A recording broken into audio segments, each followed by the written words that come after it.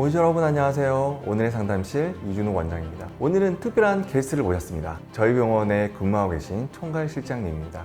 총괄 실장님을 특별히 모신 이유는 저희가 상담을 하는 과정이나 각종 성형 카페, 커뮤니티에서 가슴 성형에 대해서 궁금해 하시는 점들이 많이 있어요. 그런 내용에 대해서 우리 실장님께서 저 대신 전달해 주시기 위해서 나왔습니다. 우리 실장님 소개 부탁드릴게요. 안녕하세요. 오즈 여러분. 저는 디테성형외과의 총괄실장으로 있는 김혜진입니다.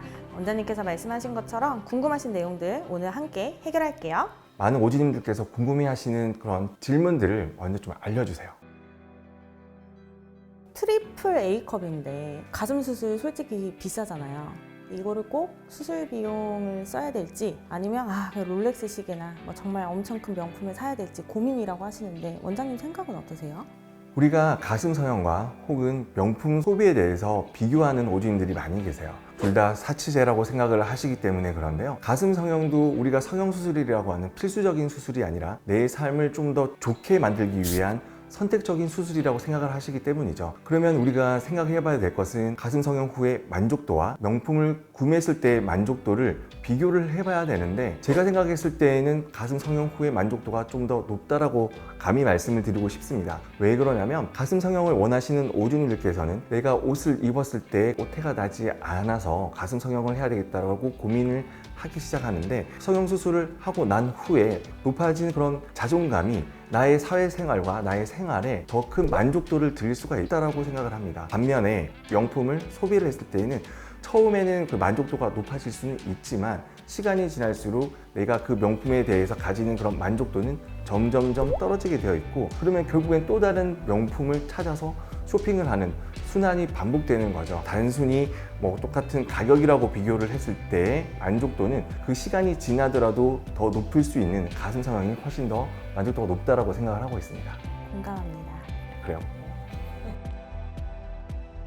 결혼하신 분들이 좀 많이 물어보시더라고요. 수술한 지 초기든 오래되든 외관상으로는 너무 예쁘고 만족스러운데 시간이 지나다 보니 뭔가 이물감 같고 이거를 내가 평생 가지고 가야 될지, 그리고 유방암 검진을 할 때 보형물 있는 상태에서 검사가 가능한지 불안해하시는 경우가 있는데 이런 거에 대해서 설명해 주실 수 있을까요? 좋은 질문입니다. 가슴 성형 하시고 난 후에 일정 시간이 지난 이후부터는 이러한 고민들을 많이 하시게 되는데요. 사실 내 몸에 큰 변화가 없고 특별한 불편함이 없다면 그대로 지속하시기를 추천드립니다. 보통 유방 촬영수 눌러서 찍는 엑스레이 촬영을 해서 유방암을 스크린을 하게 되는데, 보형물이 들어있다고 하더라도 이 촬영이 불가능한 게 아닙니다. 현재 사용할 수 있는 보형물은 스무스 보형물이기 때문에 보형물과 피막이 유착이 되지 않습니다. 그래서 보형물과 위선 조직을 분리해서 촬영하는 방법이 가능하고요. 초음파라든지 다양한 검사를 통해서 유방암 검진이 가능하기 때문에 특별한 이유 없이 보형물을 제거하는 걸 추천드리지는 않습니다. 다만 중요한 것은 검사를 받으러 가셨을 때 검사자 분께 나는 가슴 성형 수술을 했기 때문에 이거를 고려해서 검사를 해달라고 말씀을 해주시면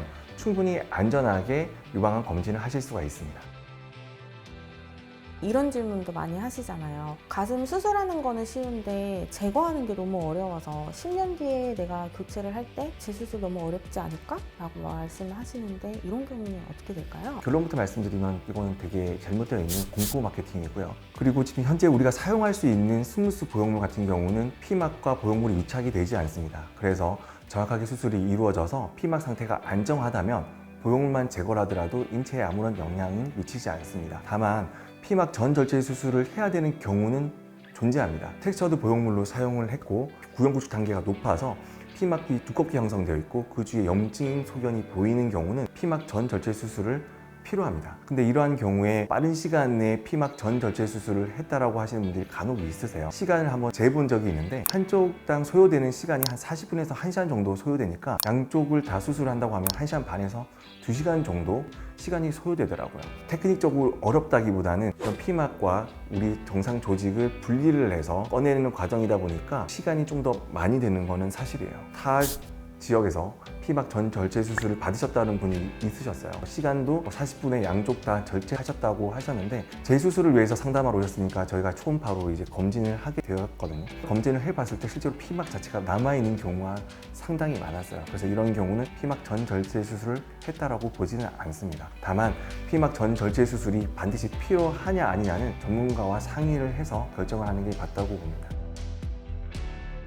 원장님, 보형물 들어가면 요즘 많이 무섭다고 말씀을 하시는데 보형물이 뭐 200cc든 400cc든 들어갔을 때 그만큼 갈비뼈가 패이나요? 요즘 많이 물어보세요. 네, 갈비뼈가 패일 수가 있습니다. 가슴 보형물 들어가면 그 상태로 유지되냐라고 말씀하시는 분들이 많은데 실제로 그렇지는 않고요. 이게 눌려지는 원리는 우리가 생각을 해보시면 똑같은 힘으로 넓은 면적으로 누르는 거랑 작은 면적으로 눌렀을 때 바닥 부분에 받는 압력의 차이가 당연히 날 수밖에 없습니다. 그래서 가슴방의 너비보다 좁은 보형물 그리고 더 큰 볼륨의 보형물을 삽입했을 경우에는 당연히 갈비뼈가 눌려서 패이게 되겠죠. 그리고 여기에 이중평면, 근육까지 보형물을 같이 누르게 되면 갈비뼈는 더 많이 눌리게 됩니다. 갈비뼈가 눌리지 않게 수술할 수 있는 방법은 가슴방의 너비에 딱 맞는 보형물을 선택하시는 게 좋고요. 큰 보형물보다는 작은 보형물, 즉 볼륨이 작을수록 가슴을 누르는 힘이 더 작아지겠죠. 그리고 세 번째는 이중평면이 아닌 근막하 평면으로 수술했을 때 근육이 눌려주는 힘까지도 제거할 수가 있으니까 갈비뼈가 눌려지지 않는 가슴 성형을 하실 수가 있습니다. 원장님, 그러면 갈비뼈가 솔직히 눌릴 수는 있잖아요.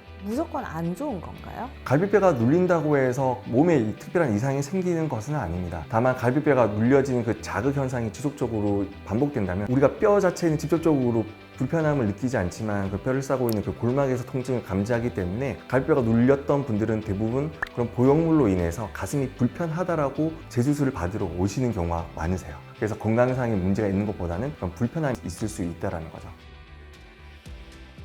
그러면 원장님, 아까 갈비뼈랑 이어서 고객님들이 걱정돼요라고 얘기하는 포인트 중에 수술하면 면역력 저하, 자가 면역 질환이 생긴다라고 말씀을 하시는데 여기에 대해서 설명 부탁드릴게요. BII라고 해서 브레스트 임플란트 일리스라고 해서 미국에서는 지금 이 문제에 대해서 조금 관심을 가지고 보고 있는데요. 정확한 팩트는 아직 면역력 저하와 가슴 보형물과의 그런 직접적인 연관성을 밝히지는 못했습니다. 왜 그러냐면 우리가 사용하는 그런 보형물들은 가슴 보형물 외에도 많은 보형물이 있습니다. 가슴 보형물보다 더 큰 보형물은 무릎 인공 관절이라고 볼 수가 있는데요. 무릎 인공 관절을 이용한 수술을 하시는 분들은 가슴 성형 수술하시는 분보다 훨씬 더 고령의 연세에서 수술을 하시게 됩니다. 그런 분들께 면역력에 대한 문제가 생겼는지에 대해서는 아직 밝혀진 바가 없습니다. 그리고 두 번째는 유방암 절제 수술을 하시고 난 이후에 보형물을 이용해서 재건 수술하시는 분들도 많이 있습니다. 보형물로 재건 수술하는 경우가 8대 2로 훨씬 더 많이 있는데요. 유방암 절제 수술 받으신 분들께 문제가 있는 보형물로 수술한다 그러면 윤리적으로도 의학적으로 당연히 문제가 됩니다. 현재 알려져 있는 바로는 가슴 보형물과 면역력과의 연관성은 아직 밝혀지지 않았다는 게 사실이겠죠. 그러면 가슴에 보형물이 들어가면 무조건 피막이 생기잖아요. 네, 모든 보형물이 들어가는 수술에서는 피막이 생깁니다. 피막으로 인해서 임파선암이 생길 수 있다라고 최근에 모 회사에도 공지사항이 나와 있다라고 고객님이 저한테 내용을 보여주셨는데 여기에 대해서 설명 한번 부탁드릴게요. 네, 팩트부터 말씀드리면 반은 맞고 반은 틀린 이야기입니다. 우리가 사용하는 가슴 보형물과 임파선 암과의 관계는 BIA-ALCL이라고 하는 임파선 암이 특정 보형물에서 발생한다가 사실이겠죠. 그런 특정한 보형물은 어떤 보형물이냐면 텍스처드 보형물, 소위 말하는 물방울 보형물을 사용하였을 경우에는 임파선 암의 발병 빈도가 현재 대략 800분의 1까지 매우 높은 것으로 알려져 있습니다. 하지만 지금까지 알려져 있는 모든 의료 데이터에서는 스무스 보형물만을 단독으로 사용하였을 때 BIA-ALCL이 발견되었던 예는 한 번도 없었습니다. 그렇기 때문에 반은 맞고 반은 틀린 이야기죠. 다만 다행히 현재 우리나라에서 사용되는 보형물은 스무스 보형물밖에 없기 때문에 BIA-ALCL에 대해서 걱정은 하지 않으셔도 됩니다. 우리가 짧은 질문이라고 생각을 했는데 이야기를 하다 보니까 생각보다 시간이 많이 지났어요. 그 다음 질문을 다음 편에 하도록 하겠습니다. 오늘도 가슴 편한 하루 되세요. 지금 보신 영상이 도움이 되셨으면 좋아요, 구독 부탁드립니다. 감사합니다.